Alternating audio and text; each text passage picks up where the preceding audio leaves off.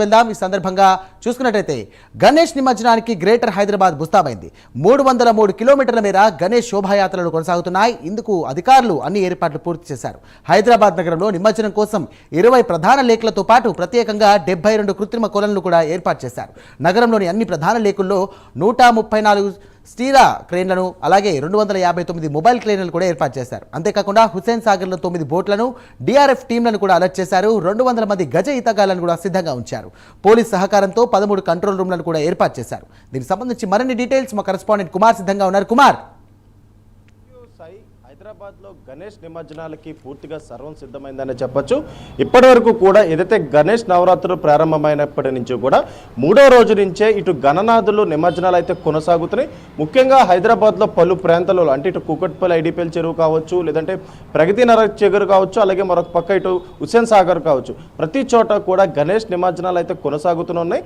అలాగే 6వ తారీఖున ఏదైతే 11వ రోజున పెద్ద ఎత్తున గణేష్ నిమజ్జనాలు అయితే కొనసాగుతాయి. ముఖ్యంగా ప్రధానంగా చూసుకున్నట్టయితే ఖైరతాబాద్ మహా గణేష్ను కూడా ఏదైతే 6వ తారీఖు ఉదయాన్న ఏదైతే శోభాయాత్ర ముగించుకొని హుస్సేన్ సాగర్లోని నిమజ్జనం అయితే అవుతారు. ఆ తర్వాత బాలాపూర్కి సంబంధించిన గణేశుడు అదే హుస్సేన్ సాగర్లో అయితే నిమజ్జనం అవుతారు.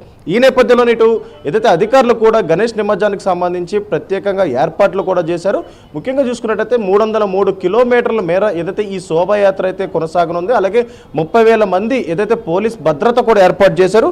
అలాగే మరొక పక్క 13 కంట్రోల్ రూములు కూడా ఏర్పాటు చేశారు. అలాగే 160 యాక్షన్ టీంలు కూడా ఇప్పటికే పోలీసులు అయితే ఏర్పాటు చేయడం జరిగింది. ముఖ్యంగా చూసుకున్నట్టయితే ఇటు 6వ తారీఖున ఉదయం నుంచి అలాగే అర్ధరాత్రి వరకు అంటే ఆ తర్వాత రోజు వరకు కూడా గణేష్ నిమజ్జనాలు జరుగుతాయి. కాబట్టి ఎక్కడ ఎలాంటి అవాంఛనీయ సంఘటనలు జరగకుండా ముందుగానే పోలీసులు భారీ బందోబస్తు అయితే ఏర్పాటు చేయడం జరిగింది.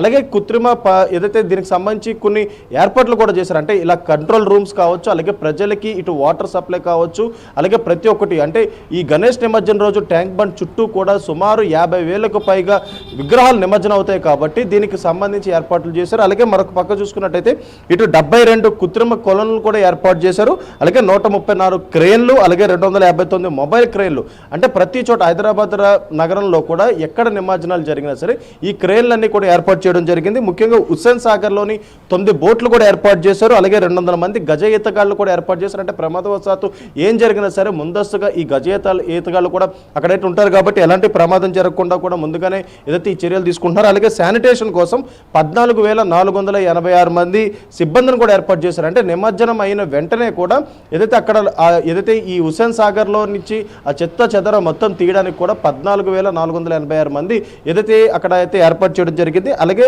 56,187 విద్యుత్ దీపాలు కూడా ఏర్పాటు చేశారు. అంటే అక్కడి నుంచి ఏదైతే ఈ 303 కిలోమీటర్ల మేర ఈ శోభాయాత్రలు జరుగుతాయి. కాబట్టి ఇటు ఎంజే మార్కెట్ కావచ్చు, ఇటు చార్మినార్ కావచ్చు, ఇటు బాలాపూర్ నుంచి కావచ్చు, అలాగే మరొక పక్క హుస్సేన్ సాగర్ దగ్గర అంటే ప్రతి చోట కూడా ఈ నిమజ్జనాలు జరుగుతాయి. కాబట్టి ఎక్కడ ఎలాంటి అవాంఛనీయ సంఘటనలు జరగకుండా ముందస్తుగా చర్యలు అయితే తీసుకున్నారు.